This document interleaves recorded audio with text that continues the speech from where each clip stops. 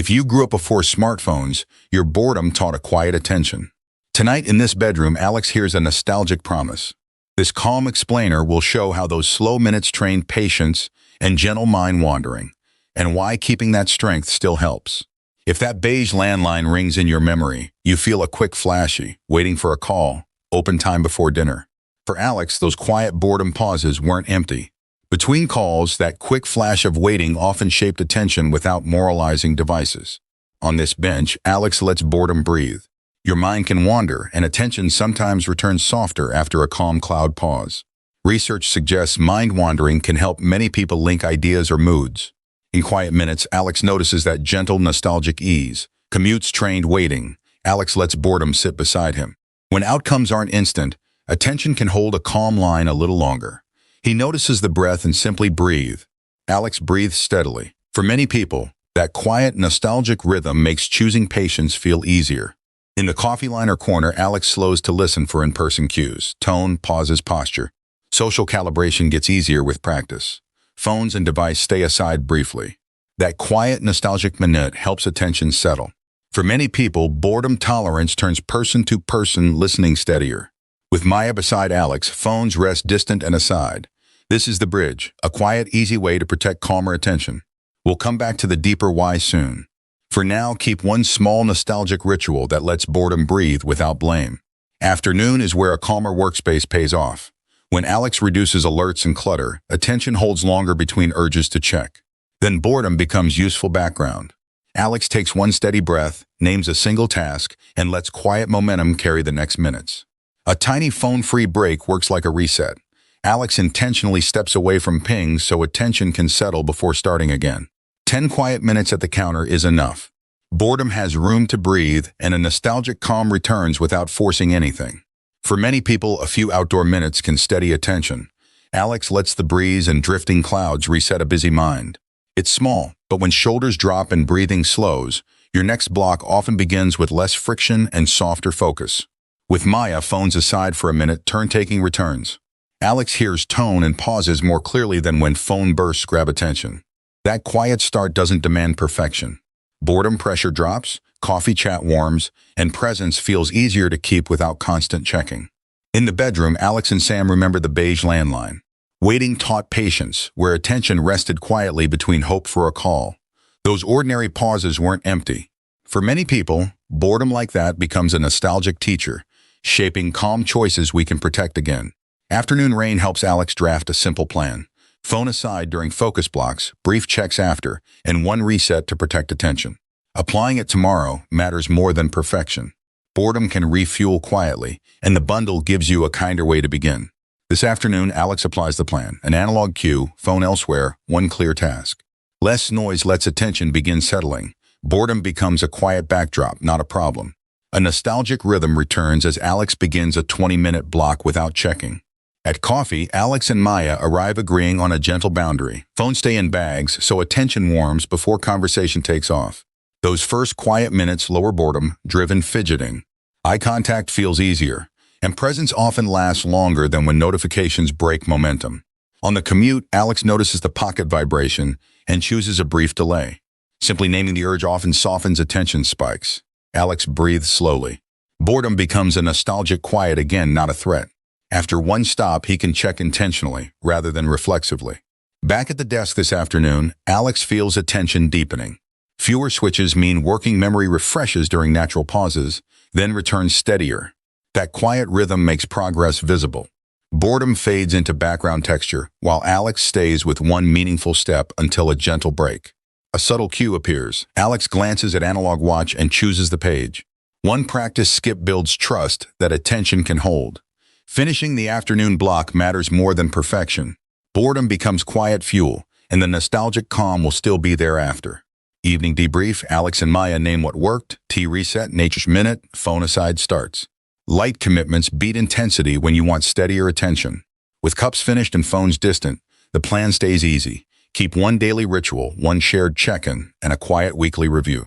Sam sees what Alex sometimes misses. Your calmer pace grew from long afternoons waiting. That sibling mirror validates attention shaped by quiet. They suggest a weekly walk, phones away, to keep the nostalgic rhythm alive and return tomorrow to plan an attention budget. Limited attention benefits from planning. Alex sketches 3 afternoon blocks and brief check windows, guided by an analog timer beside the notebook. Fewer, kinder checks reduce switch costs for many people. The plan meets reality next on a commute where urges often spike. A pocket buzz opens an urge window. Alex notices, names it, and breathes once, postponing action until a planned stop. Many urges pass when observed. That brief delay protects attention, letting boredom feel nostalgic and quiet rather than a demand. At coffee, Alex and Maya agree on a shared start. Phones aside 10 minutes. Social calibration feels simpler when attention isn't splintered. Warm pauses return. Keep this friendly boundary and add a home anchor next, so checks happen intentionally instead of by drift. During the planned window, Alex checks messages with an analog timer running. This anchor keeps attention from sliding into extra scrolling. Facing the phone down afterward matters. Boredom feels like quiet air again, and your next block begins cleaner than before. Back in the bedroom, Alex sketches a week, daily tea reset, nature minute, phones aside starts, and 2 or 3 focus blocks. Bougier days will test it, but a nostalgic quiet rhythm protects attention. You can adjust the focus without losing the core. Morning in a busier week, Alex uses an analog cue to map check windows and phone-aside chats, protecting attention's nostalgic, quiet boredom. Clear intentions travel with you. Plan places the checks, not impulses. So Alex begins errands calmer and less pulled to busy scrolling. On the commute, Alex sits side by side with Sam, an ally. Phones away, familiar delay returns, and attention steadies without rushing. That shared quiet normalizes waiting. A planned check later softens urges, so the next hour begins calmer than reflex scrolling demands. In the ambient line, Alex picks one anchor, breathe, so when a pocket buzz arrives, he chooses a short delay instead of checking. Small wins matter. By checking when seated, not in line, your attention keeps a nostalgic, quiet thread through busy moments. Afternoon alerts stack quickly. Alex and Maya keep phones aside and briefly choose presence, letting conversation find warmer turns before any checking. Holding one window teaches trust. Attention feels steadier, and the next intentional check lands cleaner than constant micro-switching. Late afternoon is your downshift. Alex watches droplets and takes 3 easy breaths, letting arousal drop so reflection can hold.